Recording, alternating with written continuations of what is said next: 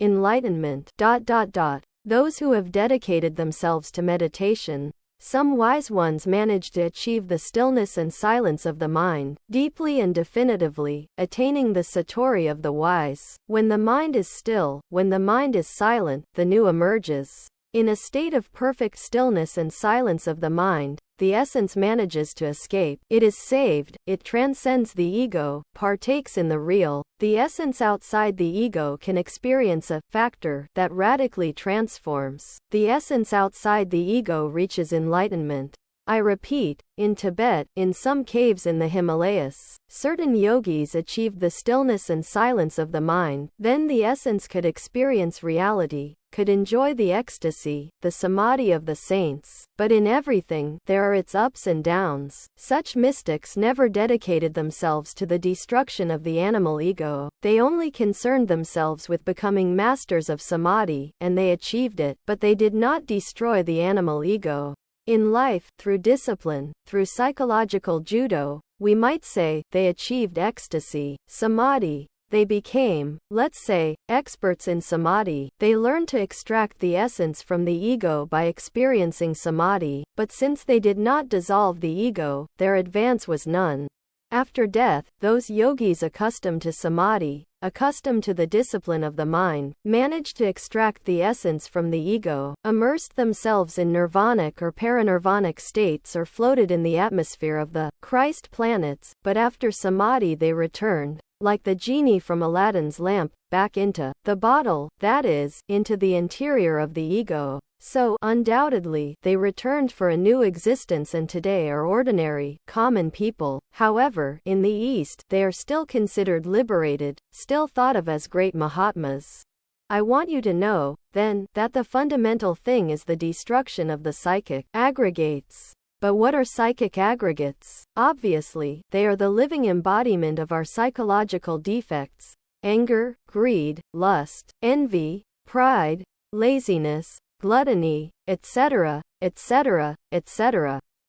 These aggregates, when we send an aggregate to the German embassy of pride, that live inside us, thousands, and often even millions. In eastern Tibet, there are very patient disciples. Some of them affiliated with such or such adept, often spend whole days tolerating insults, scolding, kicks, even blows, etc., etc., etc. From the well-known adept, the disciples wait for the aggregates to pass. The adept's aggregates, as soon as one aggregate of anger is inside the adept, as there is another aggregate of envy, vanity, etc. Of course, we are talking about non-qualified adepts. There are two kinds of adepts: qualified and non-qualified. The disciple often has to endure one of these non-qualified adepts, waiting for one aggregate to pass an insult, another to kick, another to punch, another to slap, another to insult, another to give a severe reprimand, and the disciple waits for all those aggregates inside the master, and that belong to the master, to pass. And that, finally, in one of those moments, the essence of the master speaks, the master himself, the being, speaks, to give the instruction. When that happens, the disciple then, very devoutly, listens to the teaching, the doctrine, and then waits patiently for the various aggregates to pass until another opportunity arises. As you can see, psychic aggregates are a real problem. The BHONS, the Bone community, has been labeled as black magic. Blavatsky, HPB, author of The Secret Doctrine, speaks violently against the Bons and the Dugpas, calling them black magicians. I have nothing to say about the Dugpas. They are indeed black magicians, possessing fatal powers of sorcery and black magic, left-handed or black-handed adepts. But regarding the Bons, the situation changes. The Bons have not been understood. They are simply judged as black magicians, but they are not. They are a very radical community, and that's all. If an aspirant to initiation knocks on a Bhon temple, they will have great surprises. The Bons are terrible. The guru appears there with a red mitre on his head, a blood-colored robe, a necklace of pure skulls, bones of the dead, and a bloody dagger in his right hand. Thus appears the guru of the Bons. Interrogates the novice. What is it that you want? What do you desire in this monastery? And then the novice says, "What I want is to free myself. I do not aspire to be an adept, nor a Mahatma, nor a Hierophant, none of that, but to retire from the world forever." Well, do you want to free yourself once and for all, to withdraw from the stage of the universe?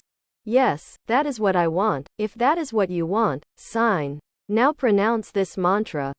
And he gives him a mantra. The novice pronounces it and falls instantly dead. I know that mantra. If I pronounced it here in front of you, I would fall instantly dead. I know it. I can also pronounce it. Once outside the body, the novice is intensively instructed by the bone community. They are taught to disintegrate the ego outside the body, with the help of the Divine Mother Kundalini, and after they have disintegrated a good number, they are transferred to one of those realms that exist in the higher worlds. It could be the realm of Maitreya Buddha or the realm of the golden hair, or the realm of great concentration, etc., etc., etc. But first, before entering those realms, the novice must undergo terrifying tests. The wolf of karma will howl, and he must remain serene.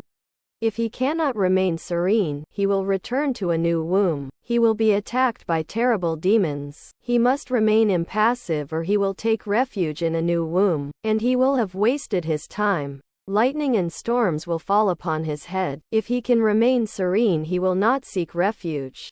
If he seeks refuge in some cave, upon attempting to leave, he will notice that his silver cord will be attached to that cave, and that cave is nothing more than a new womb. He will find himself among a multitude of copulating pairs. If he can remain serene, without feeling attraction or repulsion towards anyone, he will avoid falling into a womb. But if he feels attraction or repulsion towards any of the pair, he will fall into a womb. He will face, then, multiple tests. Finally, the father-mother will subject him to rigorous trials. If he succeeds, then he will have the right to be in a paradise, as I already told you, like Talakan or the realm of long hair, or the realm of great concentration, or the realm of Maitreya, etc., etc., etc. If he knows how to remain serene, he will continue his work of disintegrating the egos with the help of Devi Kundalini Shakti, and eventually, he will immerse himself, innocent and pure, in the ocean of great reality, among the great alaya of the universe. He will have freed himself from the world. He will be an innocent elemental within the bosom of the universal spirit of life, absolutely happy, but without mastery, without having ever reached adeptship. This is how the bonds are.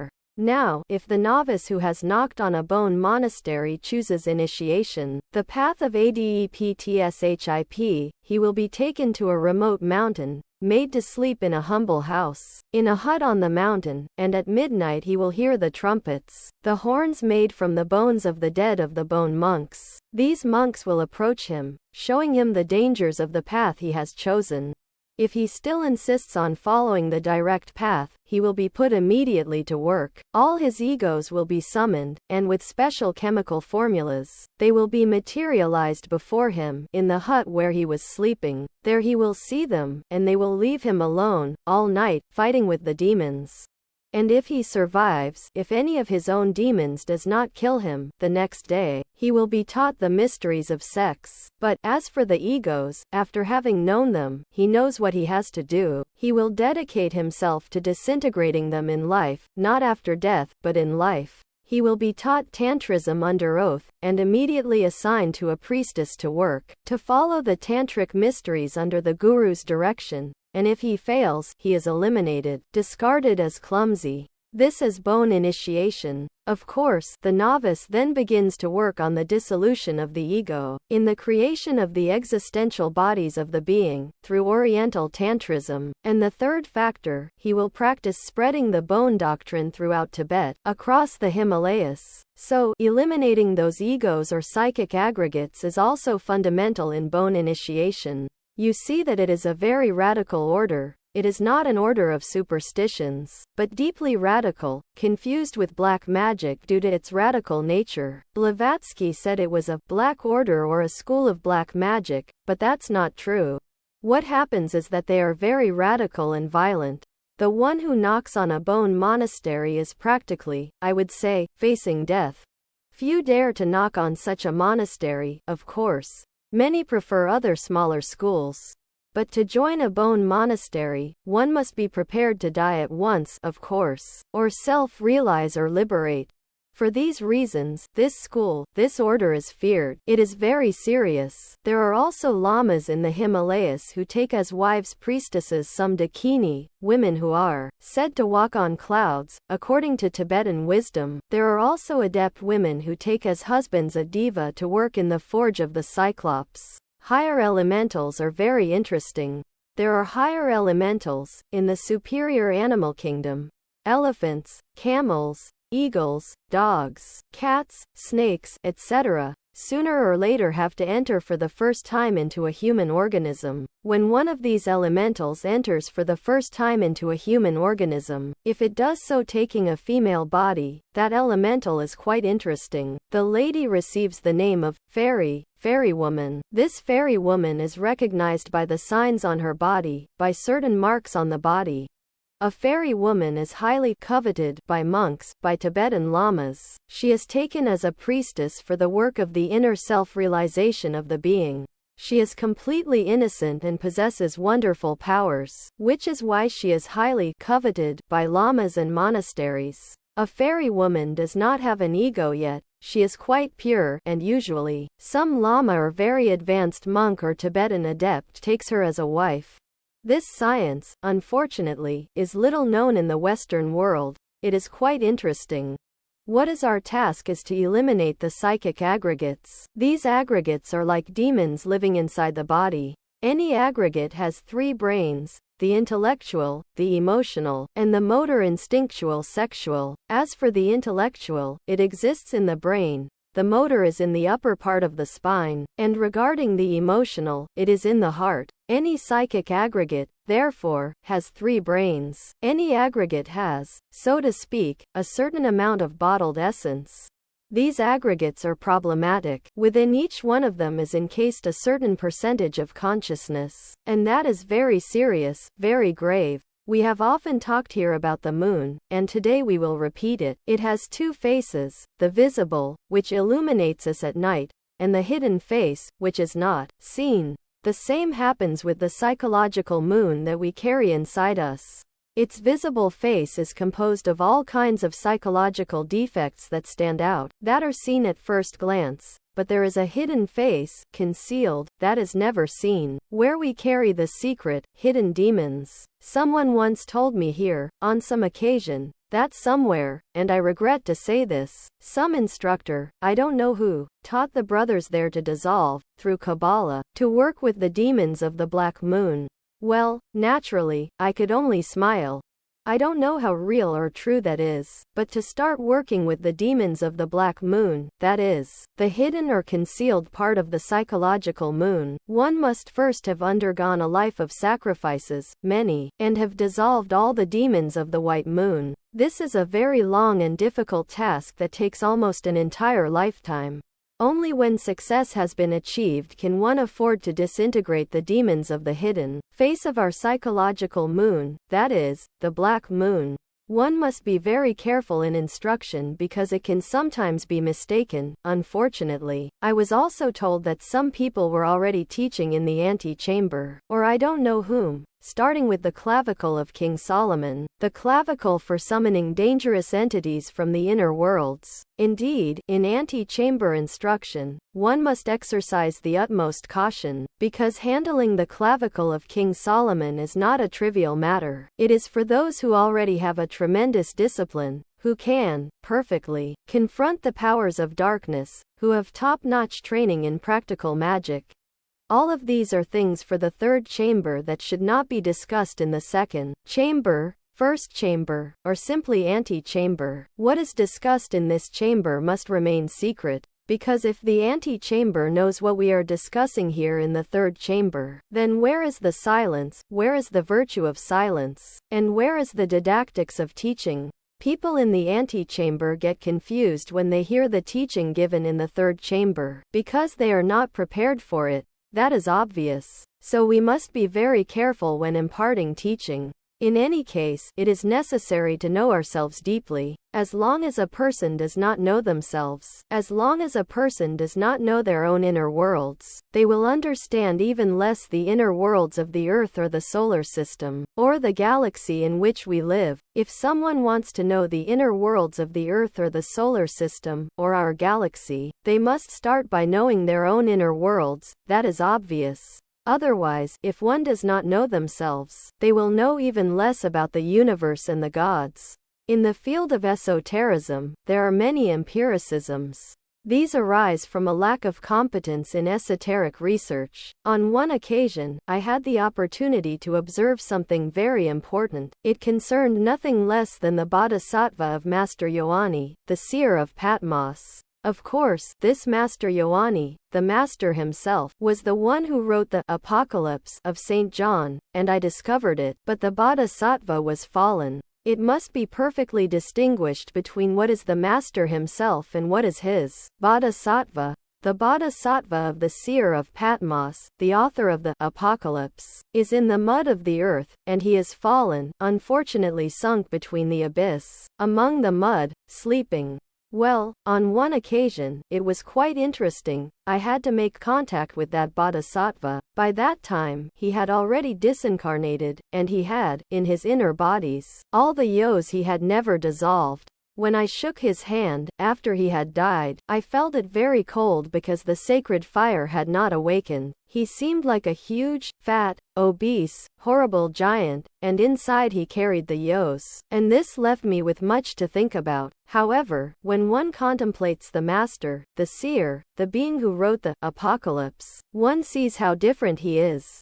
Because one thing is the being and another thing is the bodhisattva. The fallen bodhisattva carries within him the psychic aggregates, and that is lamentable, very lamentable. In life, I remember that the man had rejected my book titled, The Greater Mysteries. It had been sent from here, from Mexico, and this was regrettable for me, which is why I had to expel him from the institution.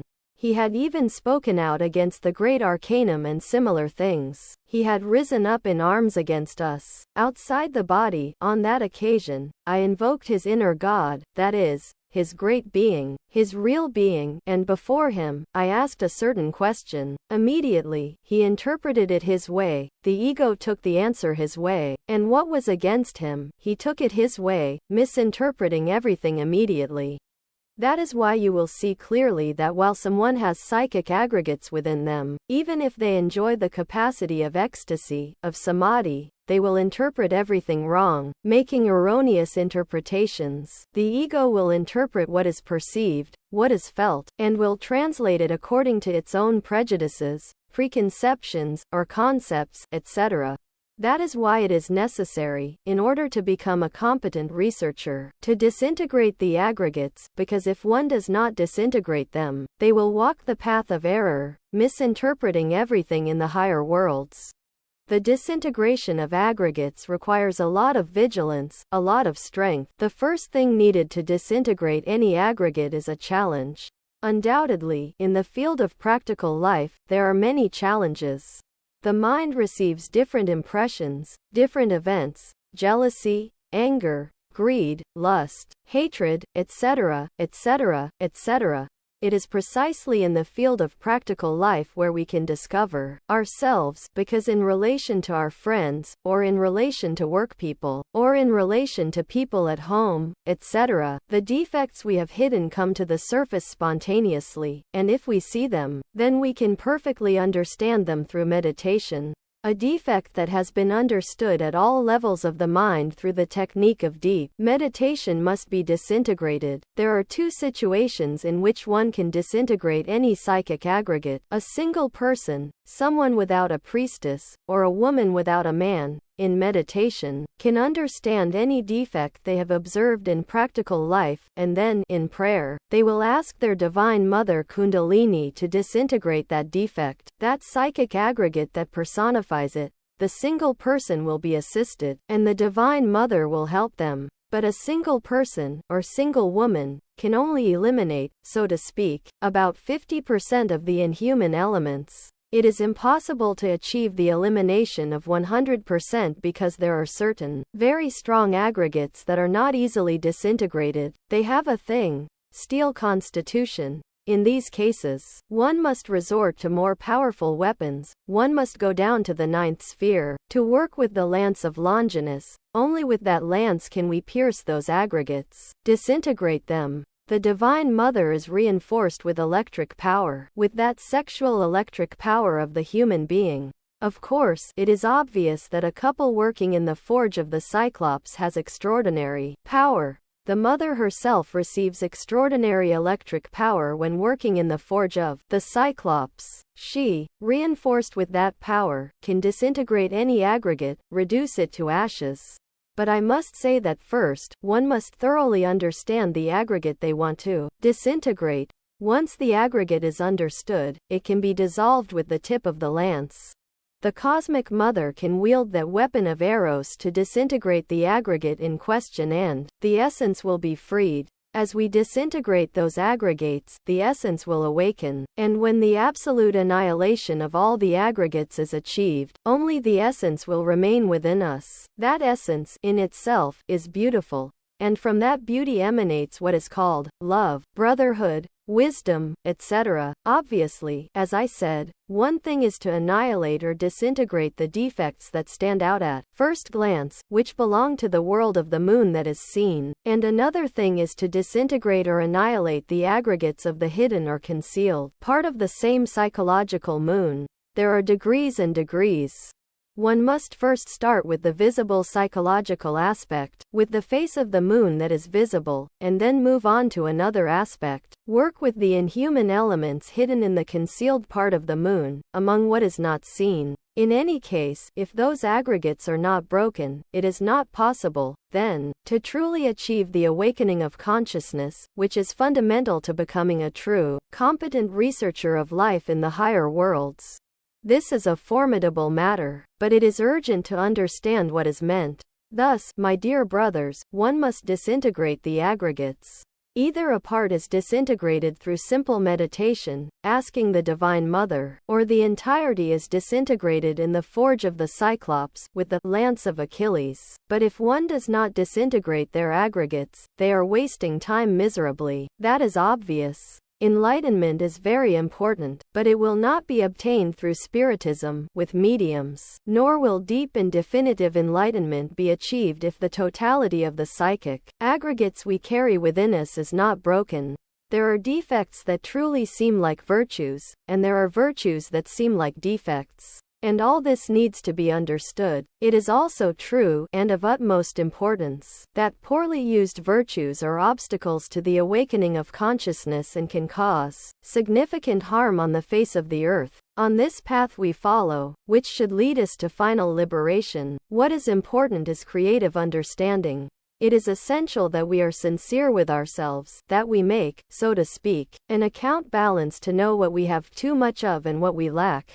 Because in us there is much that is excess and much that is lacking, it is necessary to be sincere with ourselves if we want true progress. The path is narrow, constricted, and difficult. Those who tread it with firmness will reach final liberation, but it requires an element called understanding. Only by understanding our inner psychological needs can we advance along the true path. That is the harsh reality of the facts. My brothers, you should strive to relate better with yourselves. There are 3 types of relationship. The relationship with our body. If we are poorly related to our body, illnesses arise. The relationship with the environment. If we do not know how to relate to the environment around us, we create conflicts. And the relationship with oneself. This is the most important of all, and it is not possible to enjoy powers, illumination, if one does not know how to relate to oneself. Powers are part of the being. Our inner being, not referring to the ego, but to the being, has many autonomous, self-aware, and divine parts. If one does not know how to relate to these various parts of the being, one cannot enjoy the magical powers mentioned, for example, by A.P. Sinnett, in his book about Blavatsky, etc. Powers are parts of the being. Our being has many autonomous, self-aware, and divine parts. For example, We hear about Anubis, the great master of karma.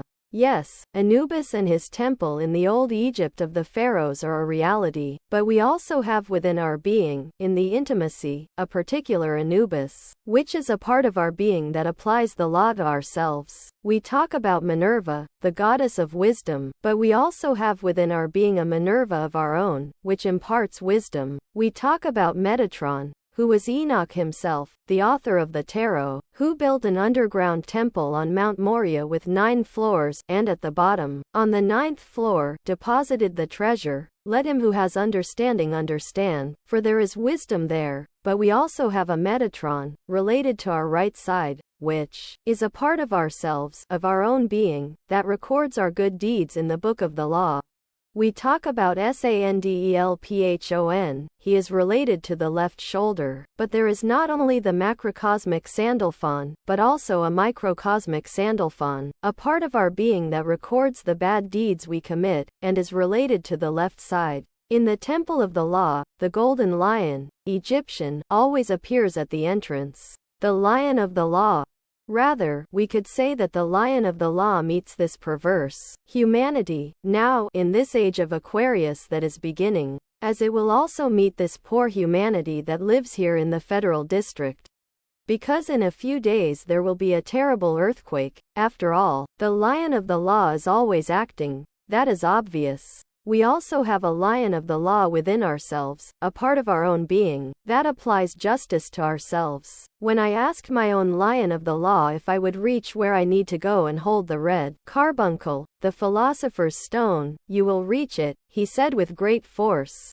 Then I felt reassured. What can we say about the Divine Mother Kundalini? She has 5 aspects, as the Buddhists, the conductors of the sacred cow, in the Indostan, in Pakistan, in Great Tartary, in eastern Tibet, point out. The conductors of the sacred cow are those who work with Devi Kundalini, but the Divine Mother has 5 aspects.